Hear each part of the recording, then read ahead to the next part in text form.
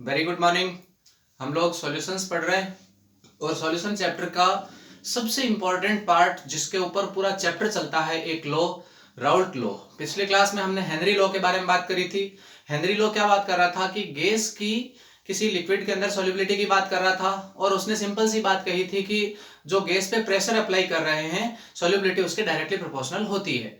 ठीक ऐसी ही बात राउल्ट भी कर रहा है। यहां पर राउल्ट ने गैस की जगह एक वर्ड चेंज कर दिया, वेपर प्रेशर, है ना, वाष्प दाब। तो है तो एक्चुअल में वो भी गैस ही। फिर राउल्ट ने क्या किया, आप देखिए, पहले उसका एक्सपेरिमेंट समझे, उसके बाद में अपन इस पे बात करते हैं। राउल्ट ने क्या किया, एक चैम्बर के अंदर लिक्विड भरा, ठीक है, और इस चैम्बर को ऊपर से उसने बंद कर दिया, पूरी तरह से क्लोज कर दिया। देखिए राउल्ट ने, हेनरी ने यहाँ पे क्या किया था, पिस्टन लगाया था फ्रैक्शन लेस। इसने क्या किया, पूरा पैक कर दिया और फिर नीचे से क्या किया, इसको गर्म किया, बर्नर लगा दिया। गर्म किया तो क्या होगा कि इसके अंदर जो लिक्विड है ये लिक्विड वेपर में चेंज होगा। तो वेपराइज होकर के इसी लिक्विड को, बाहर से तो बंद है, जा नहीं सकता, इसलिए अंदर क्या हुआ, उसकी गैस बनी और वो गैस इसके अंदर ही रही। और ये गैस जो इसके अंदर ही है, इस गैस को धीरे धीरे जब और टेम्परेचर बढ़ेगा, कुछ टाइम बाद में ये यहाँ पूरा फिल हो जाएगा और उसके बाद अगर टेम्परेचर बढ़ेगा, उस कंडीशन में क्या होगा कि यहां पर जो ये गैस बनी हुई है, ये गैस ज्यादा बनेगी तो इसी गैस का वापस इसी लिक्विड के ऊपर प्रेशर जनरेट हो जाएगा। और इस प्रेशर जनरेट होने के कारण जितना ज्यादा प्रेशर होगा उतनी ही ये जो वेपर बनी है, इसी वेपर को वापस इसके अंदर सॉल्युबल होना लग जाएगी। तो यहां देखिए, इस वेपर को मैं गैस मान लू, ये जो जिसको इसने वेपर नाम दिया है वो एक्चुअल में क्या है, गैस, और ये क्या है, लिक्विड। तो ये जो गैस बन रही है, इसी गैस के ऊपर खुद का ही प्रेशर जनरेट हो रहा है, उसी प्रेशर से ये वापस उस लिक्विड के अंदर घुल रही है। तो सिंपल सी बात है, हेनरी के जैसा जैसा सिस्टम इसने भी कर दिया है। तो यहां पर हम देखते हैं कि इसमें भी जो आपका प्रेशर है उसके डायरेक्टली प्रोपोर्शनल जाती है सॉल्युबिलिटी, है ना, P is directly proportional to X। Henry में भी ऐसा ही था। अब यहां पर क्या, उनका एक सिंबल बदल गया। आप ये सिंबल हटाओगे तो P is equal to P naught X, यानी कि ये P नॉट क्या है, ये राउल्ट कांस्टेंट हो जाएगा। ये अपन बार बार आगे इसमें यूज लेंगे। तो इसका स्टेटमेंट क्या हो जाता है, देखते हैं। देखो, for a solution of volatile liquid, देखिए वोलेटाइल लिक्विड कौन सा होता है, जो वाष्पशील होता है। ये वोलेटाइल का मीनिंग क्या है कि ऐसा लिक्विड जो जल्दी ही गैस में बदल जाए, यानी उसके बॉइलिंग पॉइंट की वैल्यू होती है वो थोड़ी लो होती है।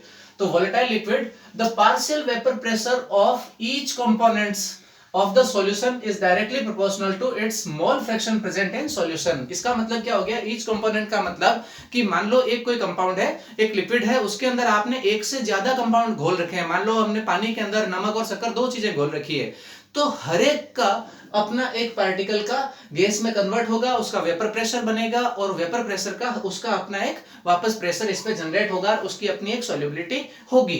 तो इसी टाइप से इसने एक वर्ड लिया कि ईच कंपोनेंट, मतलब जितने भी घुले हुए हर एक के बारे में बात कर रहा है। और इसमें देखो एक वर्ड लिया पार्शियली वेपर प्रेशर। पार्शियली का मतलब, जैसे मान लेते हैं हम इसमें नमक अलग डाला है, शक्कर अलग डालिए, तो नमक का प्रेशर अलग जनरेट होगा, शक्कर का प्रेशर अलग जनरेट होगा, ठीक है। इसी के अकॉर्डिंग डायरेक्ट लो तो ये है जो किताब में नहीं, आपको इस टाइप से लिखना है पहले तो, उसके बाद में आप देखो किताब के अकॉर्डिंग अगर अपन बात करें तो इसने मान लिया दो कंपोनेंट घुले हुए हैं। देन कंपोनेंट फर्स्ट के लिए क्या बात करते हैं कि मान लो P1 है वो डायरेक्टली प्रोपोर्शनल टू X1। इसके अकॉर्डिंग देखो, इसी में P is directly proportional to X था, हमने 1 मान लिया और 2 मान लिया, दो हमने कंपोनेंट ले लिए। तो पहले कंपोनेंट को 1 डायरेक्टली प्रोपोर्शनल टू X1 और P2 directly proportional to X2। जब प्रोपोर्शनल का सिंबल अपन हटाएंगे तो P01 और P02 ये अपने हेनरी कांस्टेंट हो गए, सॉरी राउल्ट कांस्टेंट हो गए।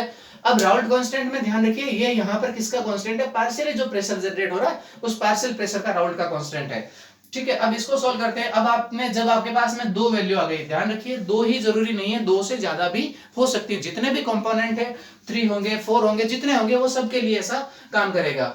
अब फिर हमारा एक डाल्टन का जो लॉ ऑफ पार्शियल प्रेशर है, यहां डाल्टन के लॉ से आगे काम होता है।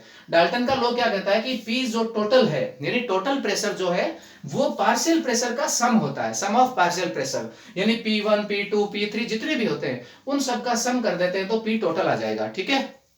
हमारे पास में यहाँ कितने P है, P1 और P2 दो है, दो कंपोनेंट हमने लिए थे।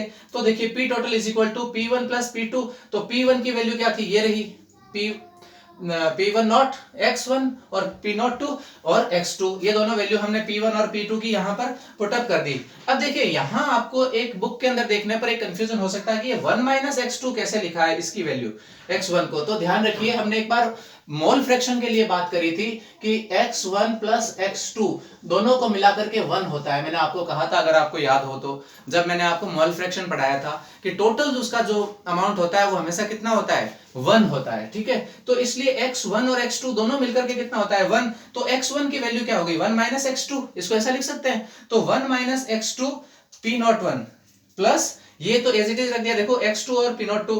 तो इसमें अब अपन इसको कैसे सोल्व करें वो देखिए, मैंने इस चीज को यहां इस P नॉट 1 को इन से दोनों से मल्टीप्लाई किया, तो P not 1 minus P not 1 x2 ये वैल्यू आ गई, और साथ में दूसरी क्या थी, प्लस x2 और P नॉट 2, ये यहां पर एज इट इज है। अब इस वैल्यू को आप देखिए, मैंने सिर्फ आगे पीछे किया है, ये P नॉट 1 था, इसके पास ये प्लस वाली वैल्यू है, ये प्लस वाली वैल्यू मैंने इधर कर दी, ये माइनस वाली वैल्यू को पीछे ले लिया। तो देखो P not 1 plus x2 P not 2 minus P not 1 x2, यानी इस वैल्यू को मैंने इधर कर दिया और इस वैल्यू को मैंने इधर कर दिया, यही किया और कुछ नहीं किया। देख लीजिए, अब अपन अगर इसको सोल्व करें तो देखो x2 और x2 दोनों में कॉमन है, तो x2 को मैंने बाहर ले लिया, तो पीछे क्या बच गया, P not 2 minus P not 1, तो P not 1 plus P not 2 minus P not 1 और x2 बाहर आ गया। बस यही जो वैल्यू थी हमारी क्या थी, P टोटल की वैल्यू थी। तो हमने यहां लिख लिया P total is equal to P1 naught plus P2 naught minus P2 naught 1 into x2। ये इन दोनों के बीच का रिलेशन हो गया। ध्यान रखिए, अगर आपसे रिलेशन का क्वेश्चन पूछता है बोर्ड के अंदर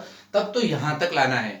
अगर ये आधे नंबर का क्वेश्चन आता है तो आपको सिर्फ यहीं पर फिनिश कर देना है। ठीक है, इसमें आपको pressure is directly proportional to solubility, और ये यहां पर P नॉट दिखा करके इसको राउल्ट कांस्टेंट बता देना है। ठीक है, तो दोनों हेनरी लॉ और राउल्ट लॉ दोनों हो गए। इसके बारे में आपको ढंग से स्टडी करनी चाहिए। इस चैनल को सब्सक्राइब करें, वीडियो को ज्यादा से ज्यादा लाइक और शेयर करें। Thank you.